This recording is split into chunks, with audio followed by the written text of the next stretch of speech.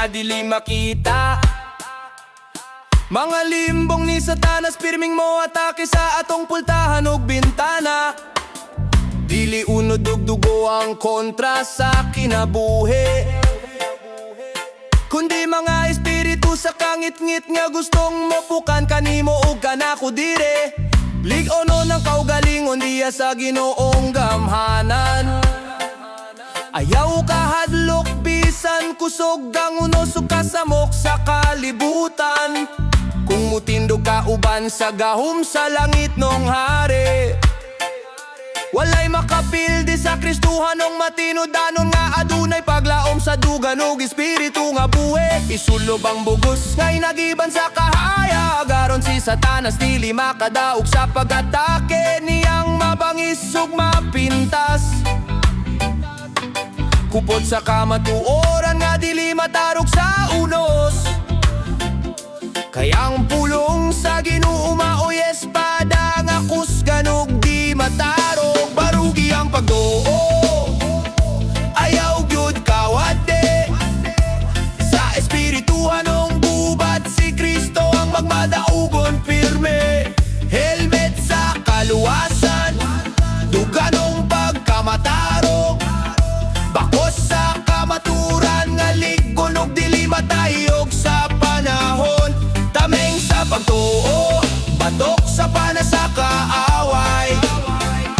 Espada sa espiritu nga pulong sa Dios nga buhi ug tinuod kanunay. Pagampo adlaw ug gabi uban sa pagtuo nga malinawon.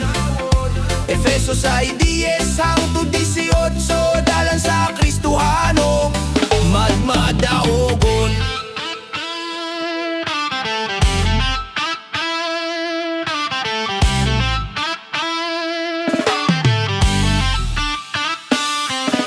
Kung kapoy na ang lawas ug hapit ng maundang,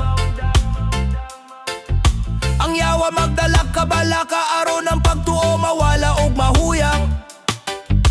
Apan ang Ginoo nagingon ayaw kahadlok anak, kayang grasya nako igubisan unsa kakusog ang paggatak.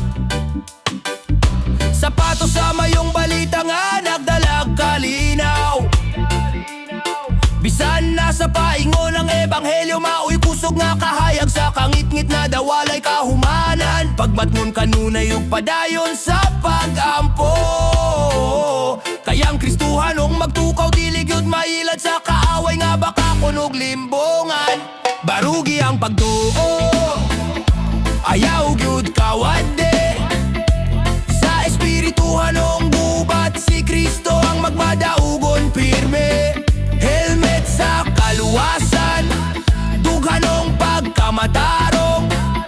Bakos sa kamaturan nga ligon ug dili matayog sa panahon. Tameng sa pagtuo, batok sa panasakaaway. Espada sa espiritu nga pulong sa Dios nga buhi ug tinuod kanunay.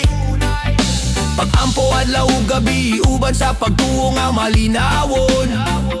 Efeso 6:10-18 dalan sa Kristohanong magmadaogon.